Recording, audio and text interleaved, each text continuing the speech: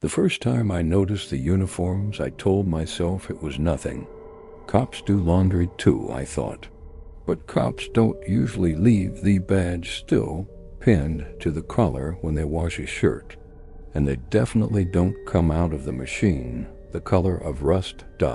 My name is Renee Calloway, and for the last 4 years I've worked the graveyard shift at Fairwood Regional, the only hospital in a town called Mill Haven, tucked into the wet, folding hills of the Pacific Northwest, where the fog doesn't lift until almost 10 in the morning.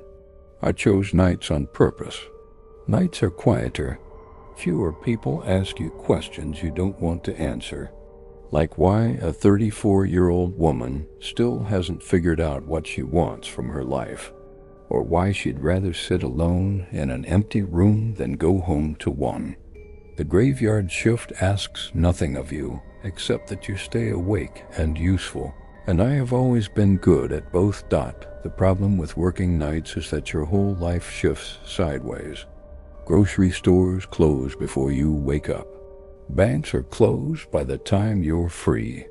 And laundry, real laundry, the kind you can't just shove into a dorm-sized stackable unit, has to happen whenever you can find a machine that isn't already spoken for. My apartment building's laundry room had been under repair for 6 weeks, which in Mill Haven means the landlord is waiting for the cheapest possible plumber to have a free afternoon.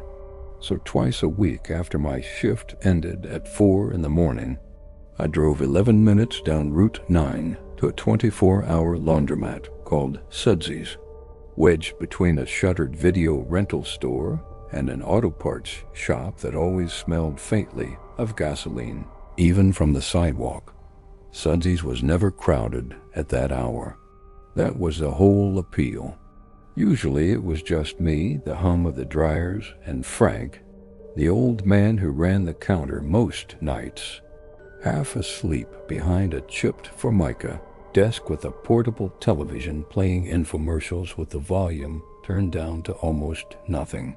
If you're the kind of person who finds comfort in that sort of stillness, in a place that asks nothing of you and expects nothing back, you'll understand why I liked it there. If you're not, I don't think I can explain it to you. Some of us just need somewhere quiet to exist for 45 minutes before the sun comes up. That Tuesday started like every other Tuesday. My shift had been rough. A car accident out on the county line had brought in 3 patients back to back, and by the time I clocked out, my hands still smelled like antiseptic, no matter how many times I scrubbed them. I drove to Sudsy's with a duffel bag of scrubs and bed sheets, half listening to a true crime podcast just to keep my brain from replaying the night. The parking lot had 2 other cars in it, which was already unusual. One was a dark blue sedan I didn't recognize, and the other was an old pickup truck I was fairly sure belonged to a guy named Dale, who fixed roofs on the north side of town. Inside, the lights buzzed the way they always did, a little too white, a little too clinical for a place that smelled like fabric softener. Frank wasn't at the counter. That was new. In 4 years I had never once come in and not found him there, slouched over a crossword or dozing with his chin against his chest. Tonight the stool behind the counter was empty, and the little bell above the door rang out into a silence that felt heavier than it should have. I loaded my machine washer number 6, the one closest to the window, out of habit more than preference, and sat down on the plastic bench across from the row of dryers to wait. That's when I noticed the machine 2 down from mine was already running. Someone had left it unattended, tumbling away with a low mechanical rhythm, and through the round glass door I could see fabric turning over itself in slow, heavy folds. Navy blue, a patch of something pale and reflective catching the light every few seconds, and a deep, rust-colored stain that bloomed across the fabric like a shadow that refused to wash out. If you're new to this channel and you enjoy stories that sit with you long after they're over, stories that don't rely on cheap scares, but on the kind of dread that creeps in slowly and doesn't let go, go ahead and hit subscribe now, because Eerie Atmos X puts out one of these every week. And I promise you, this one only gets stranger from here. At first, I told myself it was paint, or dye from an old uniform that had bled in the wash. People overreact to laundry all the time. A red sock and a white load, a leaking pen in a pocket. Nothing more than that.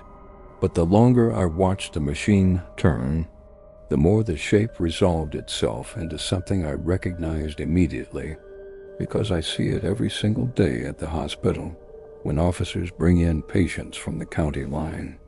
It was a police uniform, dark navy, a reflective stripe down the sleeve, and pinned just above where a breast pocket would be, a metal badge still attached, spinning through soap and water like it belonged there.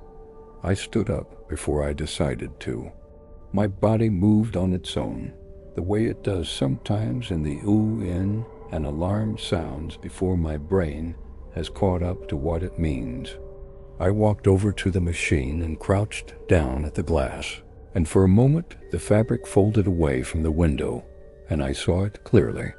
A name tag, silver-edged, stitched above the badge. Whitlock. The stain wasn't dye. It had that particular brown-red the color makes once it's dried and been reactivated by water. The color I've washed off my own hands more times than I want to admit. My stomach dropped the way it does right before a code blue. That half second where your body understands something your mind hasn't caught up to yet. I looked around the empty laundromat like it might suddenly explain itself. The blue sedan in the parking lot. Frank missing from the counter.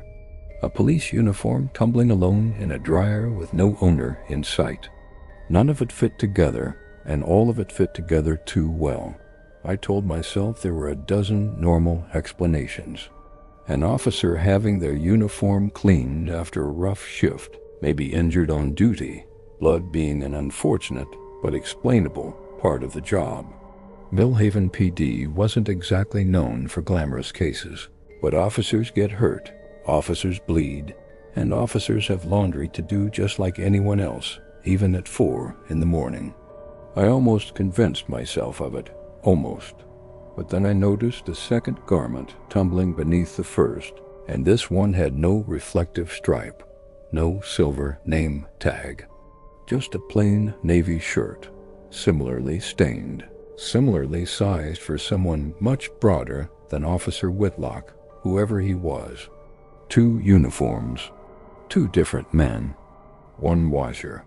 A door at the back of the laundromat creaked. The one marked employees only that I'd always assumed led to a supply closet or a break room. Frank stepped out, wiping his hands on a rag, looking older and grayer than I remembered from the week before. He startled when he saw me standing at the dryer. "Didn't hear you come in," he said, and his voice had a strange, careful evenness to it, like a man picking his way across ice. "Where's the owner of this load?" I asked, nodding toward the tumbling uniforms, trying to sound like I was just making conversation and not like my pulse was hammering against my throat. "Looks like they left in a hurry." Frank's eyes flicked to the dryer, then back to me, and something in his face closed like a door swinging shut. "Fella dropped it off, said he'd be back before his shift starts. Cops keep weird hours too, you know. Not so different from you." It should have been a perfectly reasonable answer, but there was a beat before he said it, a half-second pause that felt rehearsed rather than remembered. The kind of hesitation you learn to recognize after years of asking family members in a waiting room whether they understand what's happening to someone they love. People who are telling the truth don't usually need that half-second. People who are choosing their words do. I said nothing. I went back to my bench, sat down, and pretended to scroll through my phone while my washer finished its cycle. But every few seconds my eyes drifted back to that dryer, to the badge that read Whitlock, to the stain that kept catching the light in a way that felt less and less like an accident. It was another 20 minutes before the door chimed again, and a man walked in wearing street clothes, jeans, a flannel jacket zipped to the throat despite it being early summer, and shoes that looked freshly wiped down but still carried a dark rim of something dried along the sole. He didn't look at me. He walked straight to the dryer, pulled the door open before the cycle had finished, and started stuffing the uniforms into a black duffel bag, folding nothing, hiding everything, moving with the particular urgency of someone who has done unpleasant things quickly before and knows exactly how to keep his face blank while he does them. "Excuse me," I said, before I could stop myself, some instinct in me needing to see his face, needing him to acknowledge that I existed in the room with him. "Is that yours?" It wasn't quite dry. He turned, and for just a moment his eyes met mine, and there was nothing in them. Not anger, not embarrassment, not the mild irritation of a stranger interrupted mid-errand. Just a flat, assessing stillness, the kind of look you give an object you're deciding whether to move out of your way or work around. Then it passed, and he smiled, an easy practice smile that didn't touch the rest of his face. "Yeah, rough night," he said. "You know how it is." He zipped the bag, slung it over his shoulder, and was gone before the door had even finished swinging shut behind him, the bell above it still ringing into the empty laundromat. Through the front window, I watched him cross the parking lot to the dark blue sedan, toss the bag into the trunk, and drive off without ever once glancing back toward the building. I sat there for a long moment, my own laundry forgotten in the washer, trying to talk myself down from a conclusion I didn't want to reach. Rough night. That's what he'd said. The same words a paramedic might use, or a bartender, or anyone whose job occasionally left a mark on them. It didn't have to mean anything, except that when I finally stood up and walked closer to the dryer he'd just emptied, I saw something he'd missed in his hurry, caught in the seam of the door where the rubber gasket met the drum. A second badge, smaller, bent slightly at one corner, like it had been pried loose rather than removed properly. I picked it up without thinking, the metal still faintly warm from the dryer's heat, and turned it over in my palm. A name, and beneath it a department seal I didn't recognize, not Millhaven PD, but a county sheriff's department 2 towns over in Ashford Hollow, a place I'd only ever driven through on my way to somewhere else. I should have left it on the counter. I should have handed it to Frank and told him someone had dropped something.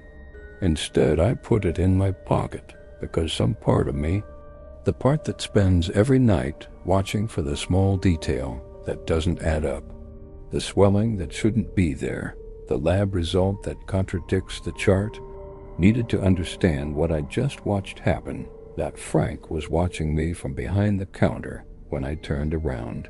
And this time there was no pretense of sleepiness in his face.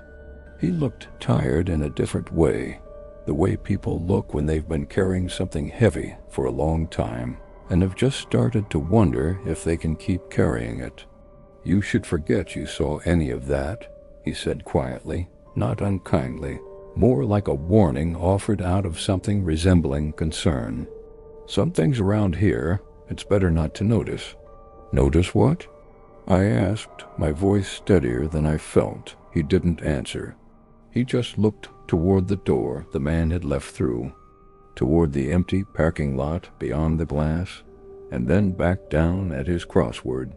And I understood that the conversation, such as it was, had ended. My washer buzzed its cycle complete, and I moved through the rest of my routine on autopilot, transferring wet sheets to a dryer feeding quarters into the slot, my mind circling the same handful of facts without landing anywhere solid.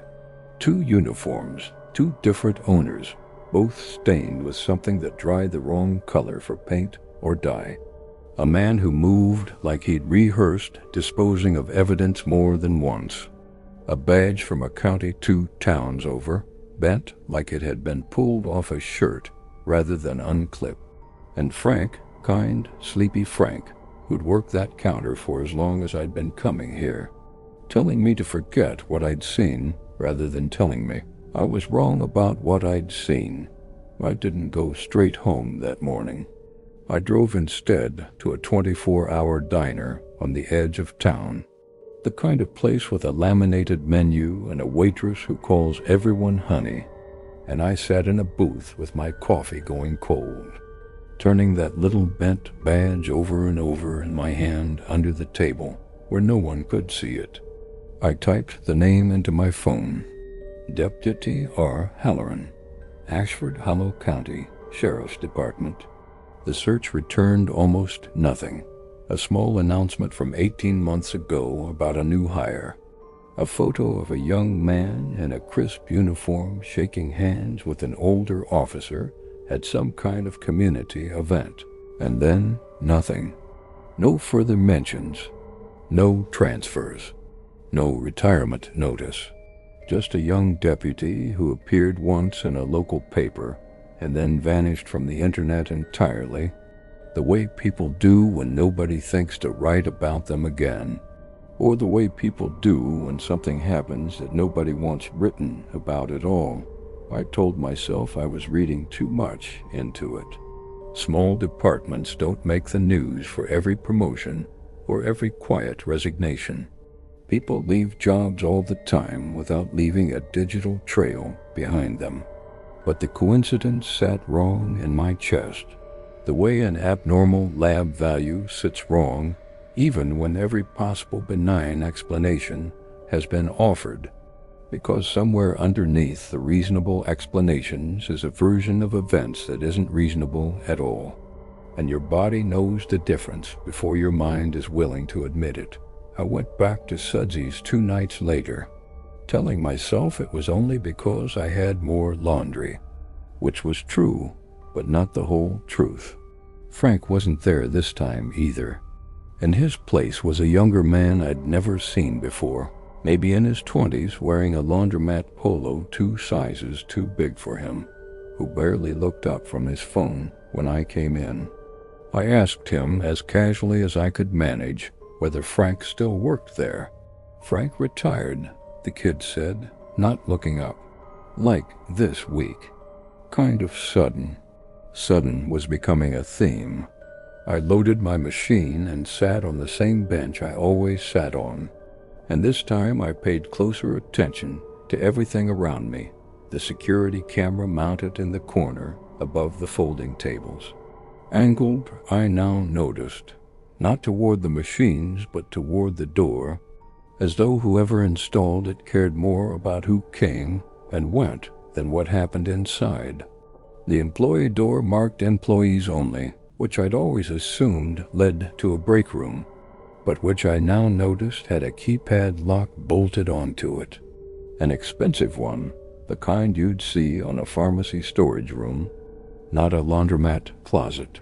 While my clothes tumbled in the dryer, I got up and walked past that door on my way to the vending machine, close enough to notice the faint hum of something mechanical behind it, a low industrial sound that didn't match the quiet churn of the washing machines out front.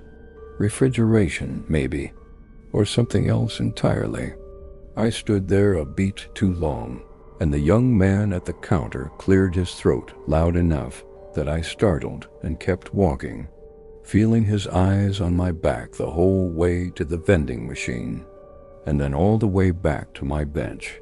If you're the kind of person who notices small things too, the kind of detail most people walk past without a second thought, I'd love to know down in the comments what you would have done in my position, kept quiet and minded your own laundry, or pushed further the way I did, because I promise you, The answer isn't as obvious as it sounds from the outside. 2 weeks passed, and in that time I found 3 more pieces that didn't belong together. The first was a missing persons flyer, faded and curling at the edges, taped inside the window of the gas station next to Sudsy's, for a man named Ray Halloran, 26, last seen driving toward Ashford Hollow on a Tuesday night in early spring. The photograph matched the young deputy from the newspaper announcement almost exactly, down to the same crooked smile. The flyer had clearly been there for months, sun-bleached and peeling. The kind of thing people stop noticing after a while. The way you stop noticing a stain on a carpet you walk past every day. The second was something Dale, the roofer whose truck I'd seen that first night, mentioned to me almost in passing while we waited for our machines one evening, his voice low even though we were the only 2 people in the building. He said Sudsy's had changed hands about 1.5 years ago, bought by a man nobody in town had ever properly met, a silent owner who never showed his face, who ran the place through managers who never lasted more than a few months before quietly disappearing from the schedule, the way Frank just had. Dale said it the way people say things they've decided not to think about too hard, delivered with a shrug that didn't quite match the tightness in his voice.